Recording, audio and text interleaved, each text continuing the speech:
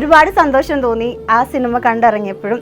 അതിലുപരി അതിൻ്റെ title card കണ്ടപ്പോൾ കുറച്ച് ഇമോഷണലായി. അത് ആൻഡ് ഒരുപാട് സന്തോഷം തോന്നുന്നു. സന്തോഷം തോന്നണത് എന്ന് വെച്ചാൽ ദിലീപേട്ടൻ ഇത്രയും ഹാപ്പി ആയിട്ട് ആൾക്കാരുടെ ഇടയിൽ നിൽക്കുന്ന കാണുമ്പോൾ ഒരുപാട് സന്തോഷം. അത്രയ്ക്ക് ഇഷ്ടമാണ് ഞാൻ അഭിനയിച്ച സിനിമ. വലിയ സന്തോഷം. Thank you. ദിലീപ് 150 സിനിമയായല്ലേ എന്ന് എനിക്ക് അത്ഭുതമാണ് തോന്നുന്നത്. എനിക്ക് ഏറ്റവും കൂടുതൽ തമാശ തോന്നുന്നത് വേറെ ആളുകൾ ദിലീപേട്ടൻ എന്ന് പറയുമ്പോഴാണ്. എനിക്കിപ്പോഴും ദിലീപ് പയ്യനാ, മറ്റവർക്കാണ് ദിലീപ് ഏട്ടനാവുന്നത്.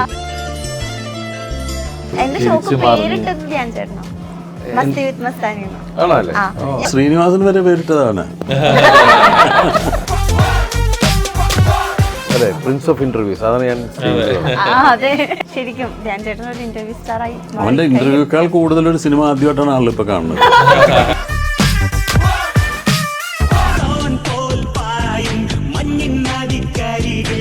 ഈ ഒരു ഫ്യൂ സെക്കൻഡ്സിലെ ഈ ഒരു വാക്കിന് ഇത്രയും ഫാൻസ്. പരമശിവത്തിന്റെ രീതിയിലുള്ള ഒരു മാൻലി വാക്കാണ് അത് ശരിക്കും പറഞ്ഞത്. ആ പാട്ടിന്റെ ഒരു BGM അത് ആ സിനിമയ്ക്ക് ആവശ്യമുള്ള അങ്ങനെ ചെയ്തു. നമുക്ക് റിയൽ ലൈഫിൽ അങ്ങനെ നടക്കാൻ പറ്റൂല. ചിഞ്ചു റാണി ഈ ഒരു ക്യാരക്ടറിന്റെ എൻട്രിയോട് കൂടി സിനിമയുടെ എന്താ പറയാ വേറൊരു ലെവലിലേക്ക് പോയൊരു സിനിമയായിരുന്നു. ഞാൻ ഇതിന്റെ കഥ കേട്ടപ്പോ തന്നെ ഇവരോട് പറഞ്ഞ കാര്യമാണ്, ഈ പടത്തിന്റെ ഹീറോ ശരിക്കും ആ ക്യാരക്ടറാണ്. അത് ആര് ചെയ്യുന്നു, അവര് ആ സാധനം വർക്കൗട്ട് ആയാലും സിനിമ ഇറ്റാണ്. സിദ്ദിഖേട്ടനായിട്ട് ഒരു വെള്ളടിക്കുന്ന സീനാണ് ഇവർ പറയുന്നത്. അപ്പൊ ഇവള് വെള്ളടിക്കുന്ന സീൻ ചെയ്യുന്നേ ഇല്ല, ഇവർക്ക് അത് കിട്ടുന്നേ ഇല്ല. രക്ഷകനായിട്ട് സിദ്ദിഖേട്ടൻ വന്നിട്ട് ഇരുത്തി മോളെ ഇങ്ങനെയാണ് എന്നൊക്കെ പറഞ്ഞ് ഭയങ്കര വലിയ മദ്യപാനി.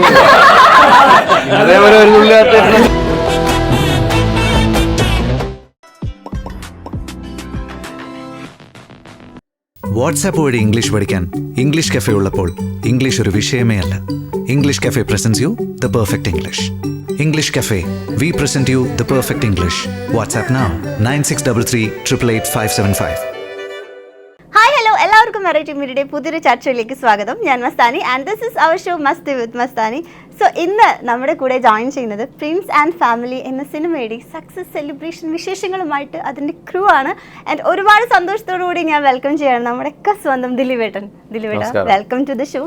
And Siddique, Josootty, Rania, director Bindu, Stephen and producer Listin Stephen. നിങ്ങളുടെ പേര് തമ്മിൽ ഭയങ്കര സാമ്യമുണ്ടല്ലേ? ഓക്കെ, അപ്പോൾ ദിലീപേട്ട സ്റ്റാർട്ടിങ് തന്നെ പറയട്ടെ, എനിക്ക് ഫസ്റ്റ് ഡേ കാണാൻ പറ്റിയില്ല, ഞങ്ങൾക്ക് ടിക്കറ്റ് കിട്ടിയില്ല. പക്ഷേ സെക്കൻഡ് ഡേ കണ്ട സിനിമയാണ്, ഭയങ്കര ഇഷ്ടമായി. ഒരുപാട് സന്തോഷം തോന്നി ആ സിനിമ കണ്ടിറങ്ങിയപ്പോഴും.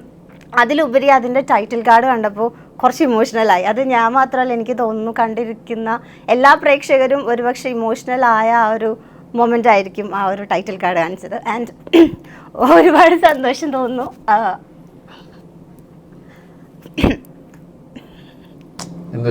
സന്തോഷം തോന്നണത് കരഞ്ഞു പോയാ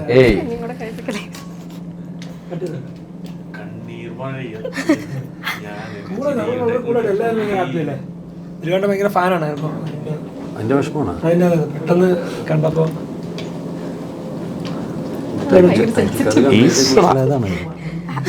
അല്ല, അതായത്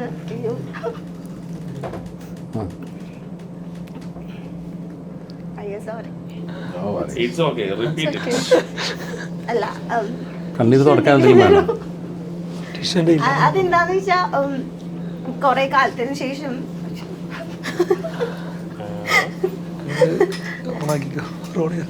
വേറെ അസുഖമൊന്നുമില്ല.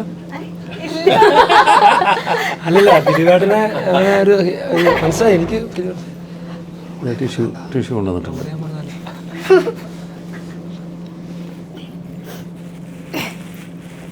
ആക്ച്വലി ഞാൻ ഇമോഷണൽ ആവണമെന്ന് വിചാരിച്ചതല്ല, പക്ഷെ കയ്യിൽ പോയി. അപ്പം ഒരുപാട് സന്തോഷമുണ്ട് സിനിമ കണ്ടപ്പോൾ.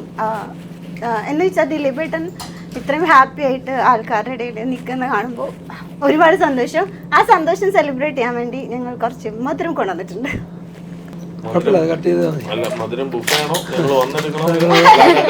ഇല്ല, കൊണ്ടുതരൂ.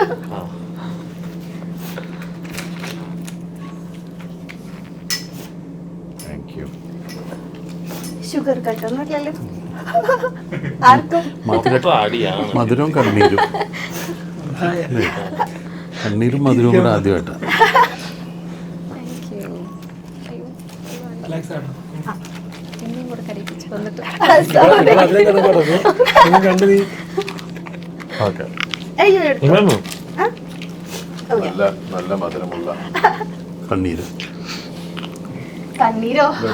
ഇതെല്ലാം ആക്ച്വലി ക്യാമറ ഓൺ ആയിരുന്നോ അത് ഇതെല്ലാം? പിന്നെ ഇതെല്ലാം ക്യാപ്ചർ ചെയ്യണം കേട്ടോ. ആണോ? വേണ്ട, കരഞ്ഞത് തട്ടിയോ? വളരെ ഞങ്ങളത് വിറ്റ് വളരെ കാശാക്കി. സിൻസിയർ ആണ്, വളരെ സിൻസിയർ ആണ് അത്. അങ്ങനെ വെച്ചാൽ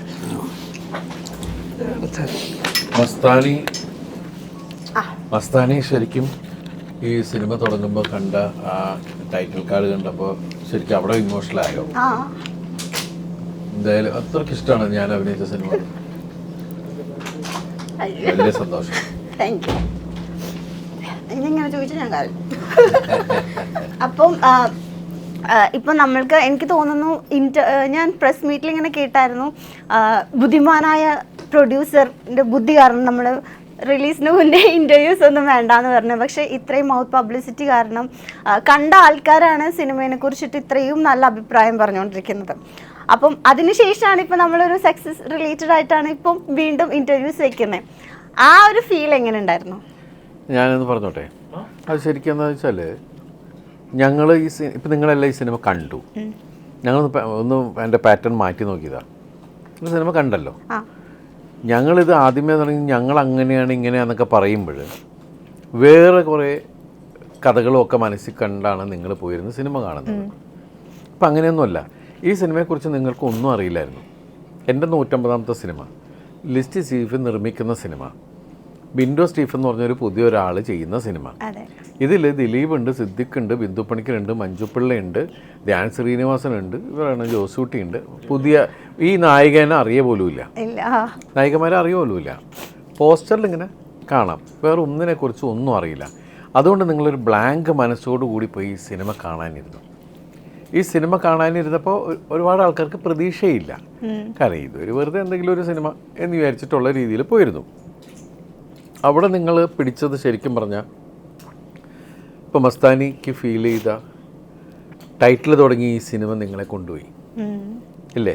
ആ സിനിമയിലൂടെ നിങ്ങൾ പ്രിൻസിൻ്റെ കല്യാണത്തിൻ്റെ വിഷയങ്ങൾ അങ്ങനെ വന്ന് ഇന്നത്തെ സോഷ്യൽ ഇതിലുള്ള ഏറ്റവും സോഷ്യൽ മീഡിയയിൽ ജീവിക്കുന്ന ഒരു പെൺകുട്ടി വന്ന് കയറുന്നതോടെ സിനിമ വേറെ ആംഗിളിലേക്ക് മറിയാണ്. ഈ സിനിമ മുഴുവൻ നിങ്ങൾ ആസ്വദിച്ചു. നിങ്ങൾക്ക് ഒരു ധാരണയില്ലാതെ പോയിരുന്ന നിങ്ങൾ സിനിമ കണ്ടത്. അത് കഴിഞ്ഞിട്ടാണ് നമ്മൾ ഇന്ന് നമ്മൾ സംസാരിക്കാൻ പോകുന്നത് നിങ്ങൾ കണ്ട സിനിമയെക്കുറിച്ചാണ്. ഞങ്ങൾ ഇത്ര കാലം പറഞ്ഞുകൊണ്ടിരുന്നത് ഞങ്ങൾ അഭിനയിച്ച സിനിമയെക്കുറിച്ചാണ്. എന്നിട്ട് നിങ്ങൾ അതിൽ നിന്നൊരു കഥയുണ്ടാക്കി പോയിരുന്നാണ് നിങ്ങൾ സിനിമ കണ്ടിരുന്നത്. ഞങ്ങളൊന്ന് മാറ്റി നോക്കിയതാണ്. അപ്പം നിങ്ങളൊരു പ്ലെയിൻ ഹാർട്ടായിട്ട് പോയിട്ട് ഒരു വൈറ്റ് പേപ്പറുമായി പോയിരുന്നാണ് നിങ്ങൾ അതിൽ പടം വരച്ചത് അല്ലേ? അപ്പോൾ അതിൻ്റെ സുഖം ഉണ്ടായില്ലേ? അതെ, തീർച്ചയായിട്ടും ഉണ്ടായിരുന്നു. അപ്പം ഞങ്ങൾക്കും ഒരു സക്സസ് സിനിമയുടെ ഭാഗമായിട്ട് സംസാരിക്കാൻ പറ്റുമ്പോൾ ഞങ്ങൾക്കും ഉണ്ടാകുന്നൊരു സന്തോഷവും ഒരു നല്ല സിനിമ കണ്ടതിൻ്റെ സന്തോഷവും നിങ്ങൾക്കും. അപ്പോൾ രണ്ട് സന്തോഷങ്ങളും കൂടിയിരുന്നിട്ടാണ് വലിയ സന്തോഷമായിട്ട് അതിൻ്റെ അല്ലേ കരഞ്ഞത്? അതെ, എന്തായാലും വലിയ സന്തോഷം. കരഞ്ഞതിനോ? ഈവൻ എന്നെ സംബന്ധിച്ചിടത്തോളം ഈ സിനിമ ഞാനിപ്പോൾ ഇത്രയും വർഷമായി പല സിനിമകൾ നിർമ്മിച്ചിട്ടുണ്ട്. അപ്പം എല്ലാ സിനിമകളും ഇറങ്ങുമ്പോൾ സ്വാഭാവികമായിട്ടും ടെൻഷൻസ് ഉണ്ട് പ്രൊഡ്യൂസറെ സംബന്ധിച്ച്, ആ ടീം ക്രൂവിനും ഉണ്ടാവും. അപ്പം ഈ സിനിമ എന്നാണോ ഞാൻ ദിലീപേട്ടനുമായിട്ട് ഞങ്ങളുടെ ടീം ഞങ്ങളിത് കമ്മിറ്റ് ചെയ്യുന്നത് അന്ന് മുതൽ ഞങ്ങൾക്ക് ഈ സിനിമ വലിയൊരു ചലഞ്ചാണ്. കാരണം ഇത് ഹിറ്റ് അടിക്കണം. അതായത് എന്താണെന്ന് വെച്ച് കഴിഞ്ഞാൽ ഇത് നാളെ സംസാരിക്കണം, സംസാര വിഷയമാകണമെന്ന് ഞങ്ങൾ ഉറപ്പിച്ചിട്ട് തന്നെയാണ് ദിലീപേട്ടൻ്റെ അടുത്ത് ഈവൻ പോകുന്നത്. അങ്ങനെ പോയി സാധാരണ രീതിയിൽ ഞങ്ങളെല്ലാ സിനിമകളുമൊക്കെ ഇറങ്ങുന്നതിന് മുമ്പ് പലരെ കാണിക്കാറുണ്ട്. സ്വാഭാവികമായിട്ട് ഞങ്ങളുടെ ടീമിലുള്ള എൻ്റെ മുൻ പടങ്ങൾ ചെയ്ത ഡയറക്ടേഴ്സ്, റൈറ്റേഴ്സ്, ഞങ്ങളുമായിട്ട് അസോസിയേറ്റ് ചെയ്യുന്ന കുറേ ആൾക്കാരുണ്ട്. നമ്മുടെ ഓഫീസിലുള്ളവർ സിനിമയായിട്ട് കൂടുതൽ അസോസിയേറ്റ് ചെയ്തിട്ടുള്ളവരെയാണ് നമ്മൾ സിനിമ കാണിക്കാറ്. അപ്പോൾ അവരുടെയൊക്കെ ഒപ്പീനിയൻ എടുത്ത് പിന്നെ ഞങ്ങൾക്കുള്ളിൽ തന്നെ ഒരു ഡിസ്കഷനൊക്കെ ഉണ്ടാവും. ഈ പടത്തിൽ വർക്ക് ചെയ്ത ആർട്ടിസ്റ്റുകളൊക്കെ കണ്ടിട്ട് അവരൊക്കെ എന്തൊക്കെയാണ് ഒപ്പീനിയൻ പറയുന്നതെന്നൊക്കെ നോക്കിയിട്ടിട്ടാണ് ചെയ്യുന്നത്. അതും ഞങ്ങൾ ഈ സിനിമയ്ക്ക് ആവർത്തിച്ചിട്ടുണ്ട്.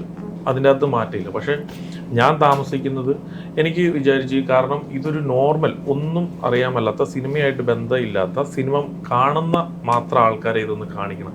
അങ്ങനെ ഞാൻ താമസിക്കുന്ന ഫ്ലാറ്റ് ഉണ്ട്, ആ ഫ്ലാറ്റിൽ, ഒലിവ് ഫ്ലാറ്റിലെ കുറേയധികം കുടുംബാംഗങ്ങൾ, ഫാമിലീസ് ഈ സിനിമ വന്ന് കാണൂ. ഞാൻ നമ്മുടെ സ്റ്റുഡിയോയിൽ ഇതിൻ്റെ പ്രിവ്യൂ ഇട്ടു അവരെയാണ് ഇത് ഒരു പുറത്തുനിന്നുള്ള ഒരു ആൾക്കാരെന്നുള്ള രീതിയിൽ അവരെയാണ് ഇത് കാണിക്കുന്നത്. അവരിത് കണ്ടപ്പോൾ ഭയങ്കര ചിരി, ക്ലാപ്പ്, ഭയങ്കര, അവർ പറഞ്ഞു ഭയങ്കര ഒരു എക്സ്പ്രഷൻ ഒന്നും ഇല്ലാതെയായിരുന്നു ഈ സിനിമ, ടു ബി ഫ്രാങ്ക്, വന്ന് കണ്ടത്. അപ്പോൾ അവരോട് പറഞ്ഞു ഇതിൻ്റെ അകത്ത് പ്ലസ് മൈനസുകൾ നോട്ട് ചെയ്ത്, അവർ ഇതിൻ്റെ അകത്ത് എല്ലാം പ്ലസ് ആയിട്ടാണ് പറഞ്ഞത്. അവർക്ക് ഭയങ്കരമായിട്ട് ചിരിക്കാൻ പറ്റി, അതുപോലെ തന്നെ ഭയങ്കര ഇമോഷൻസ് തരാനായിട്ട് ഇവൻ പറ്റി. ഒരു ഭയങ്കര ഹാപ്പി ആയിട്ട് പറഞ്ഞു. അതാണ് ഒരു നിർമ്മാതാവ് എന്ന നിലയിൽ എന്നെ ഏറ്റവും കൂടുതൽ അട്രാക്ട് ചെയ്ത കാര്യം. ഞാൻ ദിലീപേട്ടനോട് പല പ്രാവശ്യവും പറഞ്ഞു, ദിലീപേട്ട പുറത്തുനിന്നുള്ള ആൾക്കാരാണ് ഈ സിനിമ കണ്ടത്, ഒരു 12 ഫാമിലിയോളം കണ്ടു. അപ്പം എന്നെ സംബന്ധിച്ച് ഇതിൻ്റെ ഏറ്റവും നന്ദി ഞാൻ ഈ സിനിമ കണ്ട എൻ്റെ ഫ്ലാറ്റിലുള്ള കുടുംബാംഗങ്ങളോടാണ് ഞാൻ ഇതിന്റെ നന്ദി പറയുക. അത് നമുക്കൊരു ആദ്യത്തെ നന്ദി. കാരണം എന്താ വെച്ചാൽ അവര് തന്ന ഒരു ഇൻസ്പിറേഷൻ ഉണ്ട്. കാരണം ഇത് എന്തൊക്കെ സംഭവിച്ചു കഴിഞ്ഞാലും ജനങ്ങളുടെ അടുത്തേക്ക് ഈ സിനിമ ഇറങ്ങുമ്പോൾ ഇതൊരു വലിയ ഹിറ്റായി തീരുമെന്ന് ആദ്യം കോൺഫിഡൻസ് തന്നതും പ്രചോദനം തന്നതും അവരായിരുന്നു. അപ്പൊ അതിൽ വലിയധികം സന്തോഷം. പിന്നീട് അങ്ങോട്ട് എല്ലാവരും ഏറ്റെടുത്തു ആഫ്റ്റർ റിലീസ്. അതെ, ഈ ഫ്ലാറ്റിൽ അവർ കണ്ടോടുകൂടിയാണ് പബ്ലിക് ഒരു ആദ്യത്തെ ഒരു അഭിപ്രായം അറിയണേ. അവിടെ വെച്ചാണ് നമുക്ക് ഇതിനെ കുറിച്ച് കറക്റ്റ് ജഡ്ജ്മെന്റ് കിട്ടുന്നത്. പരിപാടി ഓക്കെ ആണ് എന്നുള്ളൊരു സാധനം ഹാപ്പിയാണ് അവിടെ വെച്ചാണ്. കാരണം ഞങ്ങൾക്കുള്ളിൽ കാണുമ്പോൾ എല്ലാരും പല ഇതുണ്ടാവുമല്ലോ, ഒന്നും അറിയാണ്ട് ഒരാൾ വരുമ്പോ ഞങ്ങൾക്കുള്ളിൽ കണ്ടപ്പോ എല്ലാരും വന്നിട്ട് ഇപ്പൊ സിദ്ദിഖൊക്കെ ആണെങ്കിലും എല്ലാ സിനിമകളും ഇപ്പം കാണുന്നതായിട്ട് അവിടെ ഓരോരോ പോയിന്റുകൾ വെച്ച് പറയും. പക്ഷെ പുറത്തുനിന്ന് ഇതൊന്നും സിനിമാക്കാരല്ലാത്ത ആളുകൾ കാണുമ്പോൾ ഉണ്ടല്ലോ, അവർ ഇതിനെപ്പറ്റി ഒന്നും പല കാര്യങ്ങളെ പറ്റി വറീഡല്ല. ചെറിയ ലാഗ് ഉണ്ടോ, അല്ലെങ്കിൽ ഇന്നെടുത്ത് ചിരിക്കുന്നുണ്ടോ, ആ സീൻ ഇങ്ങനെ വെച്ച് കട്ട് ചെയ്യാൻ മേലെ, ഇങ്ങനെയൊക്കെ ആണ് സിനിമക്കാര്. ഇപ്പൊ സിദ്ദിഖയാണെങ്കിലും ഇതിന്റെ അകത്തുള്ള ആര് സംസാരിക്കുമ്പോൾ അത്രയും സൂക്ഷ്മമായിട്ടിട്ട് പറയും. പക്ഷെ നോർമൽ ഓഡിയൻസ് കാണുമ്പോൾ എന്താണെന്നറിയോ, അവര് ജസ്റ്റ് സിനിമ എന്റർടൈൻ ചെയ്തോന്ന് മാത്രമേ ഉള്ളൂ നോക്കുള്ളൂ.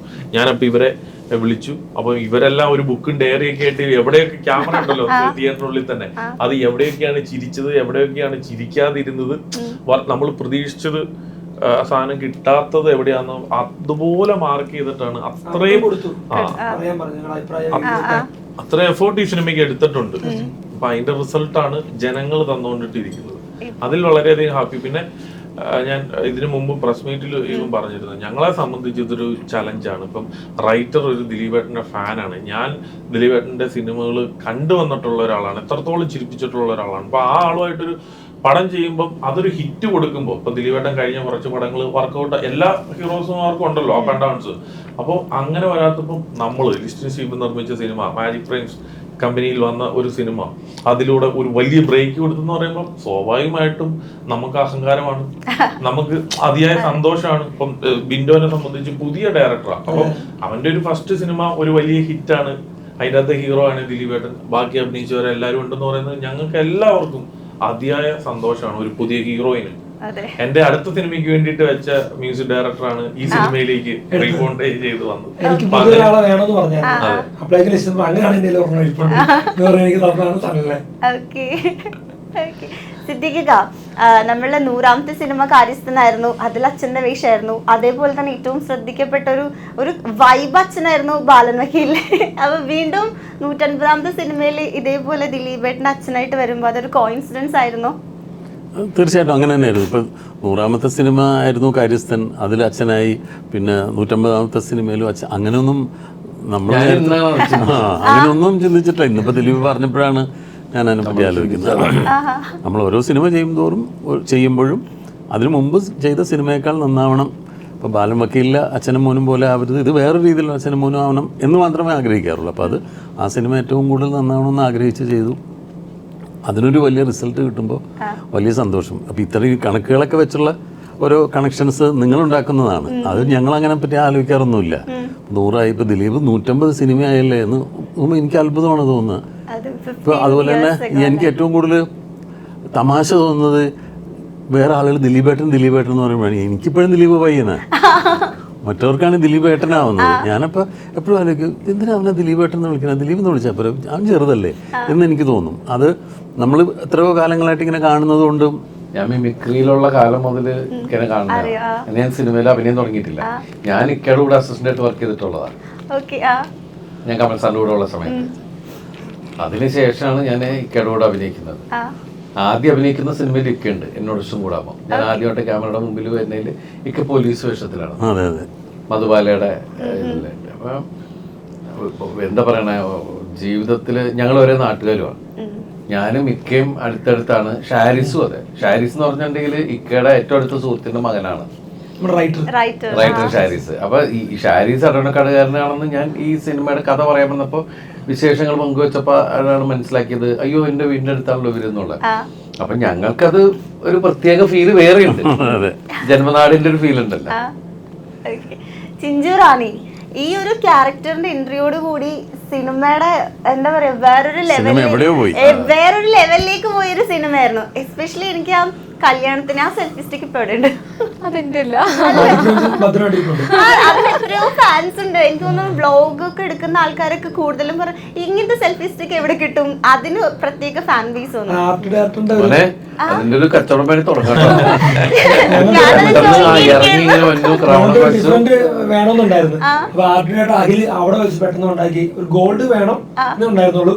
അവൻ പെട്ടെന്ന് ഉണ്ടാക്കിയതാണ് ആ സാധനം. ആർട്ടിന്റെ പക്ഷെ അത് അടിപൊളിയായിട്ടുണ്ട്. അത് വന്നപ്പോഴാണ് അതിനൊരു ഇത് വന്നത്. അതെ, ആ ഒരു എൻട്രി അത് വേറെ ലെവൽ. എനിക്ക് ഉറപ്പാണ് ഇനി അങ്ങോട്ടുള്ള കല്യാണങ്ങളിൽ ഇതേ സെയിം സോങ്ങും ഇതേപോലത്തെ എൻട്രി ഉണ്ടാവും, അത് ഷുവറാണ്. എന്താണ് ചിഞ്ചുറാണി? പക്ഷെ നമ്മുടെ സിനിമയിൽ കാണുമ്പോൾ ചിഞ്ചുറാണി, ഞങ്ങളുടെ ചിഞ്ചുറാണി ഇങ്ങനെയല്ല. എന്താണ് ആ ഒരു എക്സൈറ്റ്മെന്റ്? ഞാൻ ആക്ച്വലി ആദ്യം വിചാരിച്ചത് പടം ഒബ്വിയസ്ലി നമ്മൾക്ക് ടീമിന് എല്ലാവർക്കും ഒരു കോൺഫിഡൻസ് ഉണ്ടായിരുന്നു റിലീസ് ആവണ മുൻപ്. അപ്പൊ ഞാൻ വിചാരിക്കുന്നത് എന്റെ ക്യാരക്ടർ കുറച്ച് ഹൈപ്പർ ആണല്ലോ. സോ ഐ തോട്ട് ലൈക്ക് ഞാൻ മിക്കതും നാട്ടുകാരുടെ ഉള്ള ചീത്ത ഞാനായിരിക്കും മാറ്റിയാൽ പോകും, ബിക്കോസ് അത് ഹൈപ്പർ ആയതിനെ എങ്ങനെ അക്സെപ്റ്റ് ചെയ്യുന്ന അറിയില്ലല്ലോ. പക്ഷെ ലിറ്ററലി ഇത് ഭയങ്കര ഔട്ട് ഓഫ് വേർഡ്സ് ആയിട്ടാണ്. ഞാൻ ഒരു പെർസെൻറ്റേജും എക്സ്പെക്ട് ചെയ്തില്ല ഇത്രയും അപ്രിസിയേഷൻ വരുന്നു. അപ്പോൾ everyone started saying like നന്നായിട്ടുണ്ടായിരുന്നു, അത് ഇഷ്ടപ്പെട്ടു. പിന്നെ കുഞ്ഞു കുട്ടികളൊക്കെ ചിഞ്ചു ചിഞ്ചു എന്ന് വിളിക്കുന്നതാണ്. ഇപ്പം എനിക്ക് മനസ്സിലായി അവരുടെ മനസ്സിൽ ആ ക്യാരക്ടർ ഇഷ്ടപ്പെട്ടിട്ടുണ്ടെന്ന്. സോ ഭയങ്കര ഹാപ്പിയാണ്, ഭയങ്കര ബ്ലെസ്ഡ് ആണ്. ശരിക്കും നമ്മൾ ഷൂട്ട് ചെയ്യുമ്പോൾ ആ സീക്വൻസ് ഷൂട്ട് ചെയ്യുമ്പോൾ ഞാനൊക്കെ ഒരുമിച്ചുണ്ട്. ഞങ്ങളൊരു സംസാരിച്ചതാ. കാരണം വെച്ചിട്ടുണ്ടെങ്കിൽ ഞാൻ ആ സമയത്ത് അഭിനയിച്ച് തുടങ്ങി, ഞങ്ങൾ ഒരുമിച്ച്. ഇവർക്ക് അത്ര ഫുൾ ഫോമാറ്റ് എത്തിയിട്ടില്ല. അപ്പോൾ അതിൻ്റെ ഇടയിലാണ് കല്യാണത്തിന്റെ സീക്വൻസ് ഷൂട്ട് ചെയ്തുകൊണ്ടിരുന്ന സമയത്ത് ഡാൻസ് കളിച്ച് വരുന്നതാണ്. അപ്പൊ ഞങ്ങൾ ഇവള് ഒരു നിൽക്കും. കാരണം വെച്ചിട്ടുണ്ടെങ്കിൽ ആ എനർജി ഉണ്ടല്ലോ, ആ എനർജിയാണ് ശരിക്കും പറഞ്ഞ പടത്തിനെ അവിടെ ഞങ്ങള് ബൂസ്റ്റ് ചെയ്യുന്നത്. അതാണ് ഇന്റർവെല്ലിൽ കഴിഞ്ഞ് വരുമ്പോഴേക്കും ഗംഭീരമായിട്ട് കേട്ടോ. എന്ന് ആദ്യത്തെ ഒരു വെച്ചിട്ടുണ്ടെങ്കിൽ ആദ്യം തുടക്കം പ്രിൻസിനെയും പ്രിൻസിന്റെ ആൾക്കാരെയൊക്കെ നമ്മൾ പറഞ്ഞ് അയാളുടെ കൊച്ചു പ്രണയവും കാര്യങ്ങളൊക്കെ പറഞ്ഞ് വന്നിട്ടാണ് റിയൽ കഥയിലേക്ക് നമ്മൾ ശരിക്കും കയറുന്നത്. അവിടെ നിന്നാണ് പടം ഭയങ്കര അതിന്റെ ഞാനിതിന്റെ കഥ കേട്ടപ്പോ തന്നെ ഇവരോട് പറഞ്ഞ കാര്യമാണ് വെച്ചാൽ ഈ പടത്തിന്റെ ഹീറോ ശരിക്കും ആ ക്യാരക്ടറാണ്. അത് ആര് ചെയ്യുന്നു, അവര് ആ സാധനം വർക്കൗട്ട് ആയാലും സിനിമ ഹിറ്റാണ്, അല്ലെങ്കിൽ നമുക്കൊന്നും അറിഞ്ഞൂടാ എന്ന് പറയുന്ന സാധനമുണ്ട്. പക്ഷെ ദൈവം അനുഗ്രഹിച്ച് ആ ക്യാരക്ടർ ഹിറ്റായി. ആക്ച്വലി ഈ സിനിമ ഇറങ്ങിക്കഴിഞ്ഞ് ഇപ്പോ ഈ ക്യാരക്ടർ നന്നായിട്ടുണ്ട്, ആ പെൺകുട്ടി സൂപ്പർ ആയിട്ടുണ്ടെന്ന് പലരും ചോദിക്കുന്ന സമയം വരെ ഇത് ഞങ്ങൾക്ക് റിസ്ക് തന്നെയായിരുന്നു.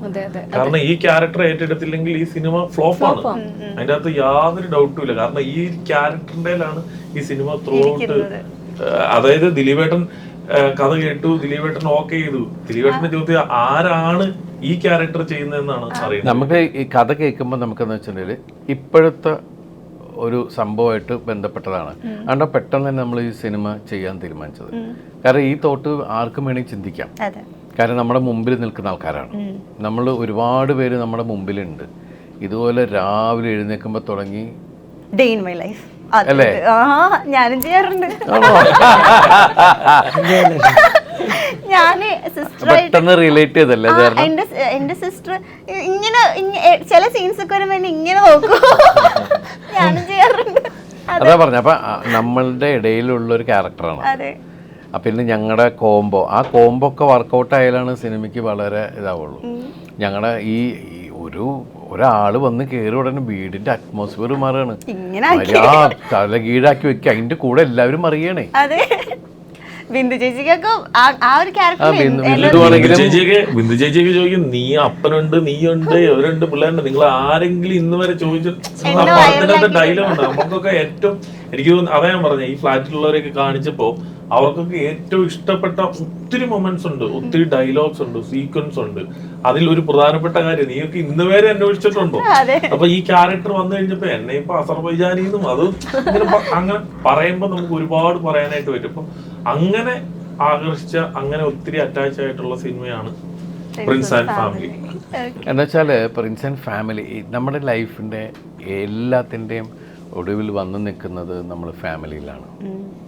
ഫാമിലി ഇപ്പോൾ സിദ്ദിഖ് ചെയ്ത കഥാപാത്രം പറയുകയാണെങ്കിലും പുള്ളി മറ്റേ സമൂഹത്തിൽ ഒരുപാട് കാര്യങ്ങൾ ആ പാർട്ടി രാഷ്ട്രീയം എന്നൊക്കെ പറഞ്ഞ് നടക്കുന്ന ആളാണെങ്കിലും ഈ ഫാമിലിക്ക് പുള്ളി ഭയങ്കര പ്രിഫറൻസ് കൊടുക്കുന്നതുകൊണ്ടാണ് ഇവിടുത്തെ എല്ലാ കോമാളിത്തരത്തിനും ഇയാൾ വന്ന് നിൽക്കണേ. ഈ ക്യാരക്ടറിൻ്റെ സ്വഭാവം വെച്ചിട്ട് അങ്ങനെ നിൽക്കേണ്ട ആളല്ല. പക്ഷേ എല്ലാവരുടെ സന്തോഷത്തിൽ പങ്കുചേരുക എന്ന് പറയുന്നത്. അപ്പം നമ്മൾ ശരിക്കും പറഞ്ഞാൽ എത്ര തിരക്കുണ്ടെങ്കിലും 2-3 ദിവസം നീ എന്നെ വിളിക്കുകയും ചെയ്യരുത്, ഞാൻ ഫാമിലിയുടെ കൂടെയാണ്. ആ പ്രിഫറൻസ് ഇപ്പോൾ ഭയങ്കരമായിട്ട് കാണുന്നുണ്ട്. അത് നല്ലൊരു കാഴ്ചയാണത്. കാരണം ഫാമിലിക്ക് വേണ്ടി കുറച്ച് സമയം കണ്ടുവയ്ക്കുക. അത് എത്ര വലിയ കോർപ്പറേറ്റ് CEOs ആണെങ്കിലും അല്ലെങ്കിൽ ഓണേഴ്സ്, ഫൗണ്ടേഴ്സ്, എല്ലാ ആൾക്കാരാണെങ്കിലും ഞാൻ ഒരാഴ്ചത്തേക്ക് ഉണ്ടാവില്ല, I am going with my family എന്ന് പറഞ്ഞാൽ അത്രയും തിരക്കിൻ്റെ ഇടയിൽ നിന്ന് മാറി അവർ. അപ്പോൾ ഈ പ്രിഫറൻസ് ടു ഫാമിലി എന്ന് പറയുന്ന സാധനം ഉണ്ടല്ലോ, നമുക്ക് അവസാനം നമ്മുടെ ഫാമിലി ഉണ്ടാവുള്ളൂ എന്ന് പറയുന്നൊരു സാധനം കൂടി ഉണ്ട് അതിനകത്ത്. അത് കറക്റ്റാ. ജോസൂട്ടി, ദിലീപേട്ടനൊരു സിനിമയുടെ പേരും ലൈഫ് ഓഫ് ജോസൂട്ടി. ഇതിൽ ദിലീപേട്ടൻ്റെ ബ്രദറായിട്ടുള്ള ഒരു ക്യാരക്ടറായിരുന്നു. എങ്ങനെ ഉണ്ടായിരുന്നു? ഇപ്പം ഈ പറഞ്ഞ പോലെ തന്നെ നമ്മൾ ഒരുപാട് നല്ല നല്ല റിവ്യൂസ് കേൾക്കുന്നത്, അപ്പോൾ ആ ഒരു ഹാപ്പിനെസ്സിൻ്റെ പീക്കിൽ നിൽക്കുമല്ലേ? വളരെ സന്തോഷം. ഇപ്പം പ്രത്യേകിച്ച് ഇപ്പം ഇവരെ പോലെയുള്ള വലിയ ആർട്ടിസ്റ്റുകളുടെ കൂടെയൊക്കെ നമ്മൾ സിനിമ കണ്ടു തുടങ്ങുന്ന കാലം തൊട്ട് കാണുന്നവരാണ് ഇവരെയൊക്കെ. നമ്മൾ TV-യിൽ ഇപ്പോഴും റീലിലും എല്ലാം കാണുന്നവരാണ് ഇവരൊക്കെ. ഇവരുടെ കൂടെ നമുക്കൊരു ചെറിയ സ്പേസ് കിട്ടുക എന്ന് പറഞ്ഞു കഴിഞ്ഞാൽ അത് ഭയങ്കര വലിയ ഭാഗ്യമാണ്. അപ്പം അതിനൊരു അവസരം തന്നതിലുള്ള നന്ദിയുണ്ട് എനിക്ക് ഇവരോട്. പിന്നെ എക്സ്പെഷ്യലി ദിലീപേട്ടൻ്റെ കൂടെ ഇത് ചെയ്യുമ്പോൾ ഞാൻ ആദ്യമായിട്ടാണ് നമ്മളൊരു പരിചയമില്ലാത്ത ഒരാളുടെ അടുത്ത് നിന്ന് ഒരു വലിയ നമ്മളങ്ങനെയാണല്ലോ കാണുന്നത്. അപ്പം അങ്ങനെ നിന്ന് പെർഫോം ചെയ്യുന്ന സമയത്ത് പല സമയങ്ങളിലും ഇപ്പം നമുക്ക് എന്താണ് ചെയ്യാൻ പറ്റാത്തതെന്നുള്ളൊരു സാധനം വരുമല്ലോ. അപ്പോൾ ഇവരുടെ കൂടെ നിൽക്കുമ്പം അപ്പം അതിലുള്ള പല കാര്യങ്ങളും പറഞ്ഞു തന്ന് നമ്മളെ ഒരു ഷോട്ടിലും ഉണ്ടാകുന്ന മിസ്റ്റേക്കുകളും പ്രശ്നങ്ങളും നമുക്ക് പറഞ്ഞു തന്ന് കൂടെ നിർത്തിയിട്ടുണ്ട് ദിലീപേട്ടൻ. അത് എന്നെ സംബന്ധിച്ച് വലിയ എക്സ്പീരിയൻസ് ആണ്. ഞാനിതിൽ ഒരു ഡയറക്ടർ ബ്രില്യൻസ് നോട്ടീസ് ചെയ്ത് എന്താണെന്ന് വെച്ചാൽ ബുള്ളറ്റിൻ്റെ നമ്പറായിരുന്നു KL88D150 അല്ലേ? മലപ്പുറം ചെയ്ത നോട്ടീസ് ചെയ്യാൻ വേണ്ടിട്ട് ആ ഒരു ഐഡിയ എനിക്ക് പെട്ടെന്ന് തോന്നി അങ്ങനെ വെച്ചു. പക്ഷെ ഇത് ഞാൻ പെട്ടെന്ന് എൻ്റെ സാധാരണ അങ്ങനെ എൻ്റെ ശ്രദ്ധയിൽ പെടാറില്ല, പക്ഷെ ഇത് മാത്രം കറക്റ്റ് എൻ്റെ ശ്രദ്ധയിൽ പെട്ടു. അപ്പൊ ഞാനിങ്ങനെ സിസ്റ്ററിനോട് ഇങ്ങനെ പറഞ്ഞായിരുന്നു, ഇവനങ്ങനെ സ്ക്രിപ്റ്റിലൊന്നും വലിയതായിട്ട് തോന്നത്തില്ല, ഇങ്ങനെ ആർട്ട് വർക്കിലൊക്കെ ഭയങ്കര തോന്നും. ഇഷ്ടപ്പെട്ടില്ല എന്ത് ഡയലോഗോ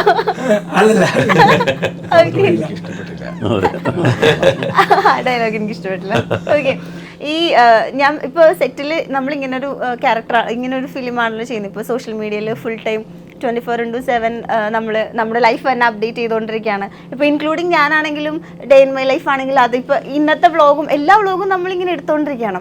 റിയൽ ലൈഫിൽ അങ്ങനത്തെ ക്യാരക്ടേഴ്സിനൊക്കെ എവിടെയെങ്കിലും കാണുക എന്ന് വെച്ചാൽ നമുക്ക് ഭയങ്കര കണക്ട് ചെയ്യാൻ പറ്റുന്ന ഒരു ക്യാരക്ടറാണ്.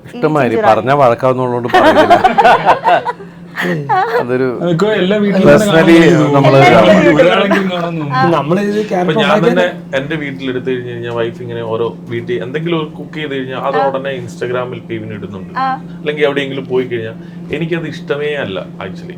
അപ്പൊ നമ്മളിപ്പോ ഫാമിലി ട്രിപ്പ് പലയിടത്തും ഇപ്പം പോകുന്നുണ്ട്, അവരെല്ലാം ചെയ്യുന്നുണ്ട്. അവിടെ ചെന്ന് കഴിയുമ്പോ എല്ലാരെയും കൂടെ ആണുങ്ങളെയൊക്കെ വിളിച്ചിട്ട് നമുക്ക് ഡാൻസ് ചെയ്താലോ, അല്ലെങ്കിൽ ഒരു പേരയ്ക്ക മറിക്കുന്ന സംഭവം ആയിക്കോട്ടെ, എന്താണേലും ആയിക്കോട്ടെ, അതെല്ലാം ഒരു ഇൻസ്റ്റാഗ്രാമിൽ എടുത്ത് പോസ്റ്റ് ചെയ്യുക. അപ്പൊ നമ്മള് ഒരു ഭർത്താവ് അറിയുന്നതിന്റെ മുമ്പ് അല്ലെങ്കിൽ ഒരു ഫ്രണ്ട് അറിയുന്നതിന് മുമ്പ് വേറെ കുറെ ആൾക്കാരാണ് അറിയുക, ഓ നിങ്ങൾ ഇന്നിപ്പം ഇന്ന സ്ഥലത്താല്ലേ എന്നറിയുമ്പോ നമ്മൾ ചിലപ്പോ ഓക്കെ അവിടെയാണെന്നല്ല, നമ്മൾ എറണാകുളത്താന്നായിരിക്കും ചിലപ്പോ പറഞ്ഞേക്കുന്നത് ജസ്റ്റ്. പക്ഷെ ഇത് ഓൾറെഡി പോയി കഴിഞ്ഞു, അല്ല ആൾക്കാർ അറിഞ്ഞു കഴിഞ്ഞു നമ്മൾ എവിടെയാണ്. അപ്പൊ ആ ഒരു മാറ്റം ഉണ്ടല്ലോ ഇപ്പൊ നടന്നുകൊണ്ടിരിക്കുന്നത്. അതാണ് ഈ സിനിമ ഇവൻ പറയുന്നത്. വൈഫിനോട് പറയാനുള്ള പേടികൊണ്ടാണ് ഇതിലൂടെ പറയുന്നത്. ഒരു സിനിമ ഇറക്കി അങ്ങ് കാണിച്ചു കൊടുത്തു. നേരിട്ട് പറയാനുള്ള ബുദ്ധിമുട്ട്. അയ്യോ. അതുകൊണ്ട് ഇതിലൂടെ ഇത് പിന്നെ ഇതിലല്ലേ സ്ക്രീനിന്റെ അപ്പുറത്തല്ലേ കാണാം. അല്ല, ഇത് ഇത്ര റെഗുലർ ആയതുകൊണ്ടാണ് നമ്മൾ ഇങ്ങനെ ഒരു സബ്ജക്ട് ചൂസ് ചെയ്ത് തന്നെ. നമ്മൾ ചുറ്റിനും ഇങ്ങനെ കാണുമല്ലോ, നമ്മൾ അങ്ങനെ റെഫറൻസ് എടുത്തിട്ട് തന്നെയാണ് ക്യാരക്ടർ ബിൽഡ് ചെയ്തത്. പിന്നെ നേരത്തെ പറഞ്ഞ പോലെ അങ്ങനെ ഒരു ഹൈപ്പർ ക്യാരക്ടർ വേണം. അതുകൊണ്ട് തന്നെയാണ് ഇപ്പോൾ റാണിയെ അഭിനയിപ്പിക്കുമ്പോൾ നമ്മൾ അങ്ങനെ തന്നെയാണ് ഒരു ഹൈ ആയിട്ടാണ് നമ്മൾ അവതരിപ്പിച്ചത്. പിന്നെ നമ്മൾ റാണീനെ സെലക്ട് ചെയ്യാൻ നമ്മൾ കുറേ ആളുകൾ ഓഡിഷൻ ചെയ്ത്, നമുക്കൊരു നേരത്തെ ചെയ്തിട്ടുള്ള ഒരു ആർട്ടിസ്റ്റ് ആകുമ്പോഴേക്കും അത് അവരുടെ പല കാര്യങ്ങളും ഇത് വരും. ഇത് പുതിയൊരാളാകുമ്പം നമുക്ക് ആ ഫ്രഷ്നെസ് വരില്ലോ എന്നോർത്താണ് അങ്ങനെ ഒരു ഇതിലോട്ട് പോയത്. അപ്പോൾ റാണിയെ സെലക്ട് ചെയ്യാൻ കാരണം എന്ന് വെച്ചാൽ കാസ്റ്റിംഗ് ആയിട്ടുണ്ട് വിനോദ് നമ്പാല. പുള്ളി കുറേ സ്ഥലത്തുനിന്ന് ഇതൊന്ന് നോക്ക് എങ്ങനെ ഉണ്ടെന്ന് നോക്കാൻ പറഞ്ഞ് അപ്പം റാണി അമ്മയും കൂടി വന്നു. ഞാൻ എന്താണ് പേര് നമ്മളെല്ലാവരും ആദ്യം ചോദിക്കണം ഭക്ഷണം കഴിച്ചോ. ഭക്ഷണം കഴിച്ചോ എന്ന് ചോദിച്ചത് 5 മിനിറ്റ് ചിരിച്ചിട്ടാണ് എന്നോട് ഭക്ഷണം കഴിച്ചു ചേട്ടാന്ന് പറഞ്ഞത്. അപ്പൊ തന്നെ ഞാൻ ഓക്കെ സെലക്ട്. പിന്നെ ഞങ്ങൾ എടുക്കുമായിരുന്നു. പിന്നെ അടിപൊളിയായിട്ട് എല്ലാം നല്ല രീതിയിൽ തന്നെ വന്നു. ഇവന്റെ ഒരു പ്രത്യേകത ആരെങ്കിലും ഇവനെ ചിരിച്ചു കാട്ടിയാൽ മതി. അതുകൊണ്ട് ഇപ്പൊ നല്ലൊരു ആർട്ടിസ്റ്റ് നമുക്ക് കിട്ടി. അതെ, ഏതായിരുന്നു ഫസ്റ്റ് ഷൂട്ട് ചെയ്ത സീൻ? ഇതിലില്ല ആക്ച്വലി. സാറിന്റെ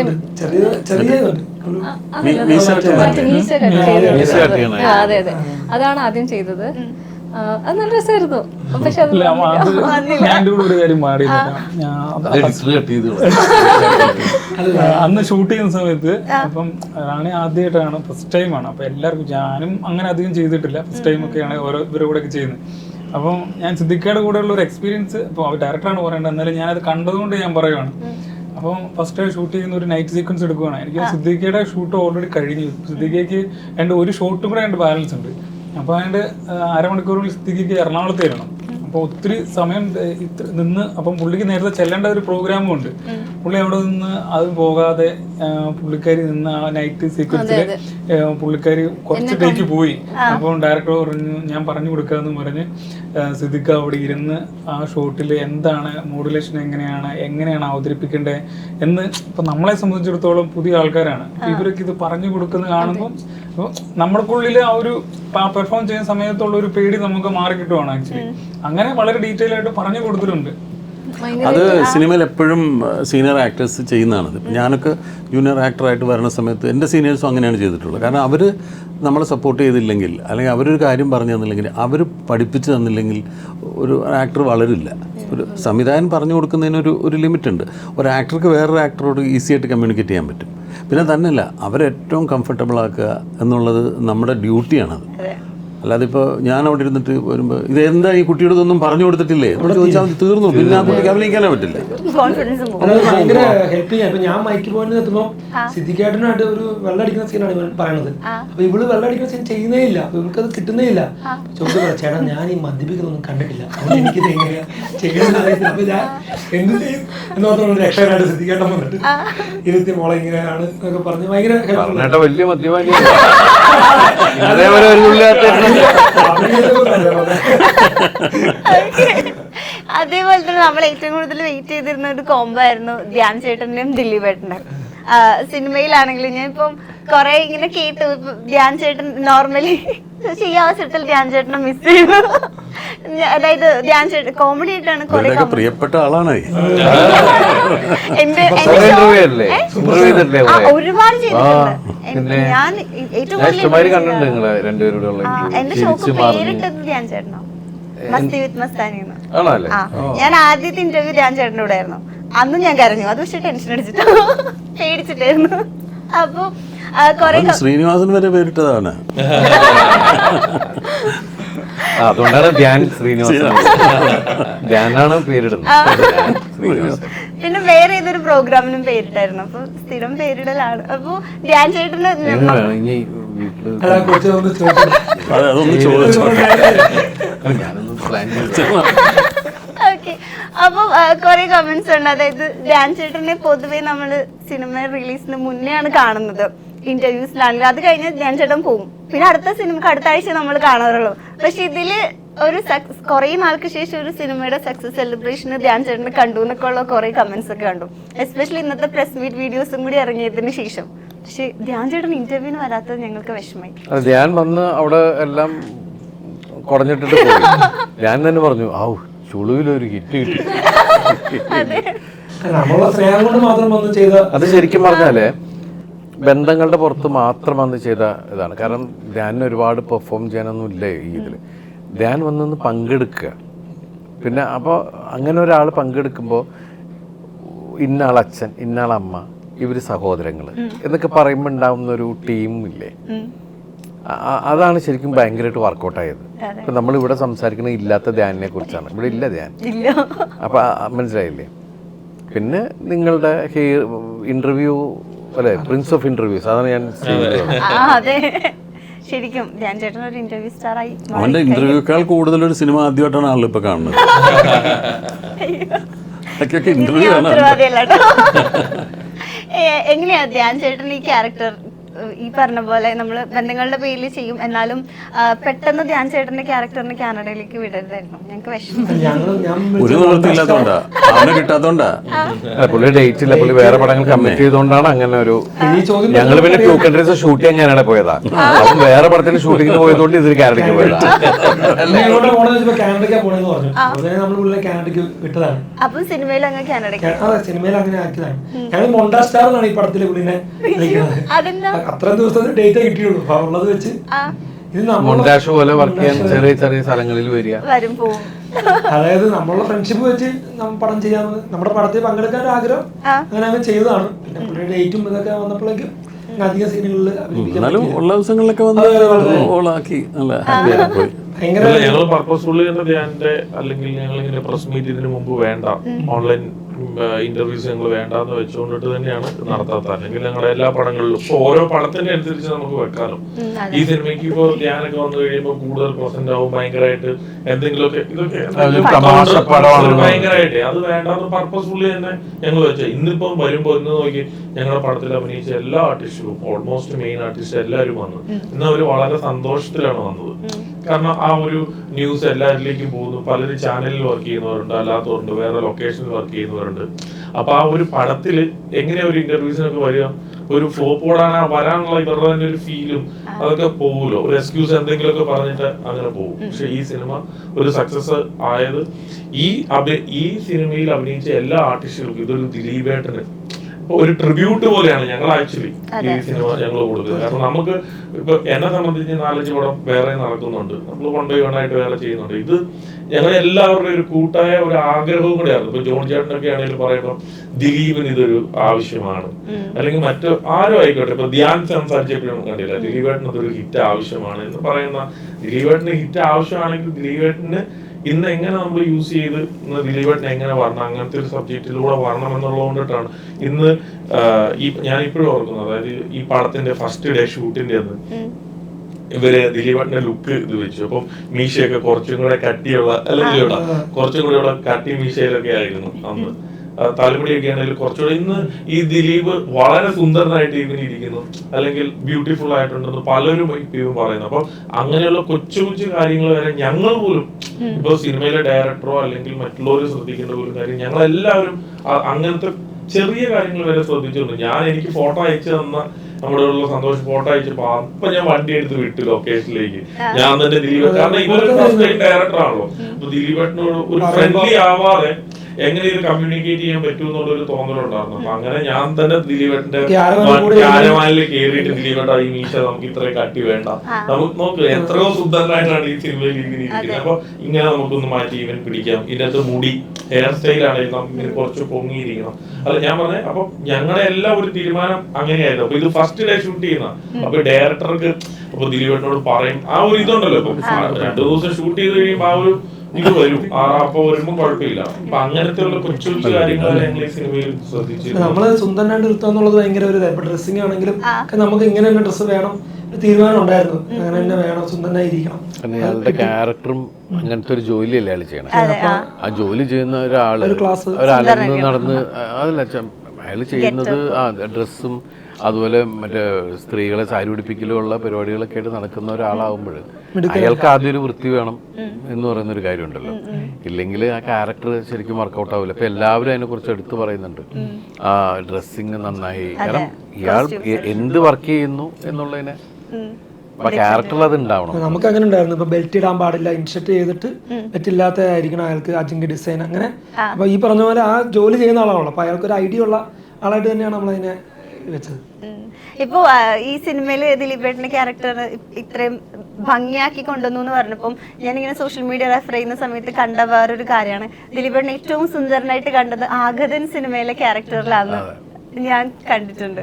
നിങ്ങൾക്കൊക്കെ സെയിം അഭിപ്രായം? അതെ, ആഗതൻ സിനിമ, ബോഡി ഗാർഡ്, ആ സമയം അതൊക്കെയാണ് എൻ്റെ മനസ്സിൽ. അങ്ങനെ ആ ഒരു ടൈപ്പിൽ വേണമെന്ന് ഭയങ്കര ആഗ്രഹം ഉണ്ടായിരുന്നു. ഭയങ്കര ഇഷ്ടമുള്ളതാണ് ആഗതന്റെ ഗെറ്റപ്പ്. അതെ, എനിക്കും. അതിൽ പിന്നെ നമ്മൾ മനഃപൂർവ്വം അങ്ങനെ ആക്കിയതാണ്. കാരണം വന്ന് ചാർമി കൗർ അതുപോലെ വെളുത്തും സുന്ദരിയൊക്കെ ആയിട്ട് ഇരിക്കുന്നുണ്ട്, കൂടെ പിടിച്ചിരിക്കണ്ടേ.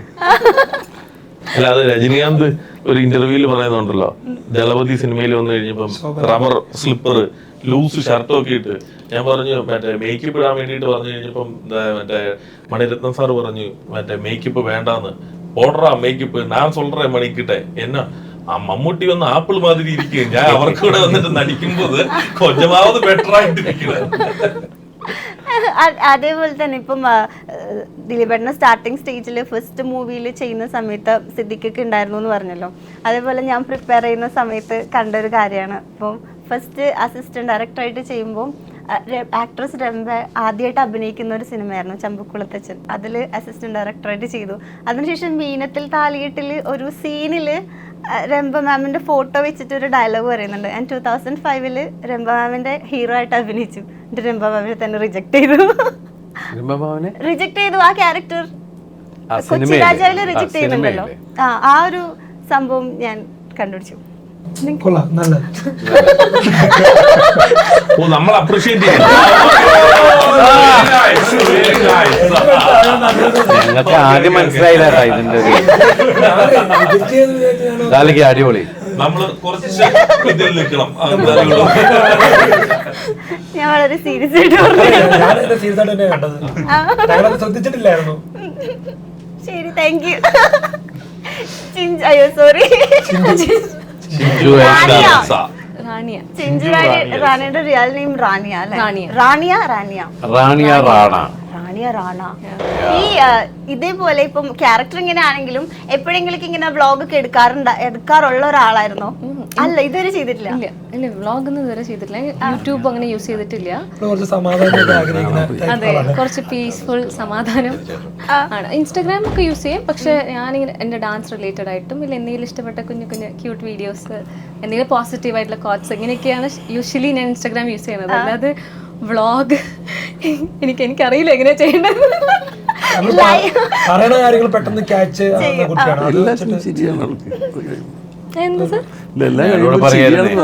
റാണിയ റാണെന്നാണ് ശരിക്കും പേര്. പിന്നെ ഒരു ടെററിസ്റ്റ് മറ്റേ റാണയുടെ ഇപ്പൊ എല്ലാരും പറഞ്ഞു റാണിയ റാണി. നമ്മള് അതേപോലെ തന്നെ ഇപ്പം നമ്മൾ ആഗതൻ ലാലുക്കിനെ കുറിച്ച് സംസാരിച്ചപ്പം ഈ അടുത്ത് ഈ CID മൂസയിലെ സോങ് വീണ്ടും ട്രെൻഡിങ് ആയിട്ടുണ്ടായിരുന്നു. അപ്പോൾ ഇത്രയും ആ സോങ്ങിൽ ഇത്രയും മോട്ടിവേഷണൽ കാര്യങ്ങൾ ഉണ്ടെന്ന് എനിക്ക് തോന്നുന്നു. ഇപ്പം ഇൻസ്റ്റാഗ്രാമിൽ കുറച്ച് മുന്നേ വരെ ഭയങ്കര ട്രെൻഡിങ് ആയിട്ട് വന്നു. ഈവൻ ജിമ്മിലൊക്കെ ഇപ്പം ആ സോങ് സ്റ്റിൽ വീണ്ടും പ്ലേ ചെയ്യാണ്. ഞങ്ങളുടെ ജിമ്മിലൊക്കെ. ശരി, അതിന്റെ ഇടയിൽ ഞാൻ ജിമ്മിൽ പോണ്ടെന്ന് പറഞ്ഞു. അല്ല, അതാ ഞാൻ നേരത്തെ ഷുഗർ കട്ട് ഉണ്ടോ എന്നൊക്കെ ചോദിച്ചത്.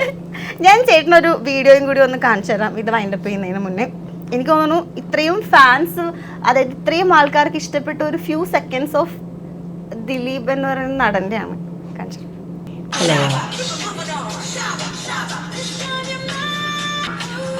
മനസ്സിലായി.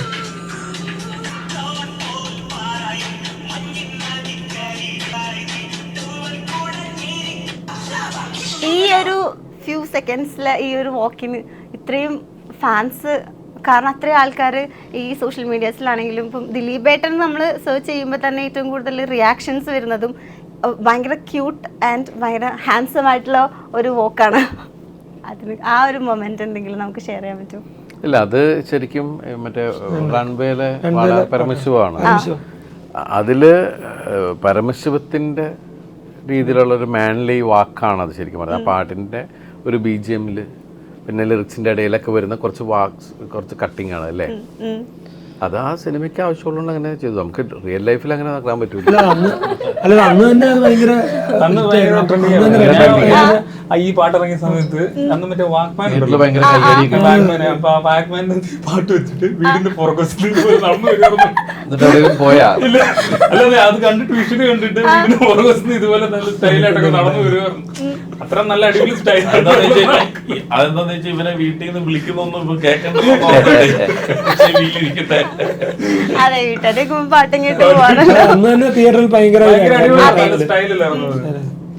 ഒരു മോസ്റ്റ് സ്റ്റൈലിഷ് വാക്ക് എന്ന് പറഞ്ഞിട്ട് അല്ല അന്ന് ആ സിനിമ അത്രയും ഗംഭീരമായതുകൊണ്ട് അങ്ങനെ ഒരു ഓരോന്നും സിനിമ എന്ത് തരത്തിലുള്ള സാധനം ആവശ്യപ്പെട്ടാലും ഞങ്ങൾ കൊടുക്കുന്നതാണ് അല്ലേ? അതെ എന്നാൽ തന്നെ ഒരു എന്ത് സിനിമ തരത്തിലുള്ള നന്നായി വാക്കുകൾ? കഴിയുമ്പോഴേ ഒരു സിനിമ നന്നായി കഴിയുമ്പോൾ അതിനകത്ത് ഈ പറഞ്ഞുള്ള ഒരുപാട് നല്ല നല്ല എലമെന്റ് വരും. അതൊക്കെ എത്ര അതെല്ലാം കാലം നല്ലതാണ്. കഴിഞ്ഞാലും അതെ അത് ഓർമ്മയിൽ നിൽക്കും. ഒരുപാട് കാര്യങ്ങൾ അങ്ങനെ വരും. അതൊക്കെ നമുക്കിങ്ങനെ കേൾക്കുമ്പോൾ വലിയ സന്തോഷം തോന്നും. സന്തോഷം. അതിൽ നിന്ന് നമുക്ക് ഇനി പ്രിൻസ് ആൻഡ് ഫാമിലി ബാക്കിയാം.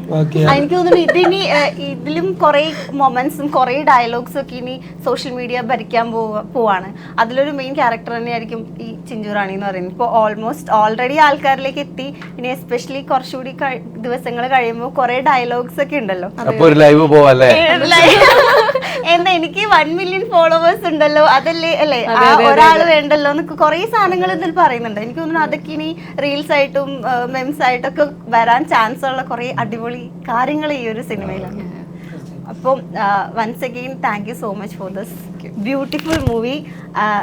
ഞാൻ ഒരു കാര്യം കൂടി പറഞ്ഞിട്ട് അവസാനിപ്പിക്കാൻ ആഗ്രഹിക്കുന്നു. അതായത് ഈ ദിലീപ് എന്ന് പറയുന്ന നടൻ്റെ കുറേ സിനിമകൾ ഇറങ്ങുന്ന സമയത്ത് സോഷ്യൽ മീഡിയാസിലാണെങ്കിലും റിവ്യൂ ചെയ്യുന്ന ആൾക്കാരാണെങ്കിലും അതായത് ദിലീപേട്ടൻ്റെ സിനിമ വെച്ചിട്ട് തന്നെ കമ്പാരിസൺ ചെയ്യും. അന്നങ്ങനെ ഇന്നിങ്ങനെ പണ്ടങ്ങനെ ഇപ്പം ഇങ്ങനെ. പക്ഷേ അന്നാണെങ്കിലും ഇന്നാണെങ്കിലും നമുക്ക് ആകെ ഒരു ദിലീപേട്ടനേ ഉള്ളൂ, അന്നും ഇന്നും എന്നും.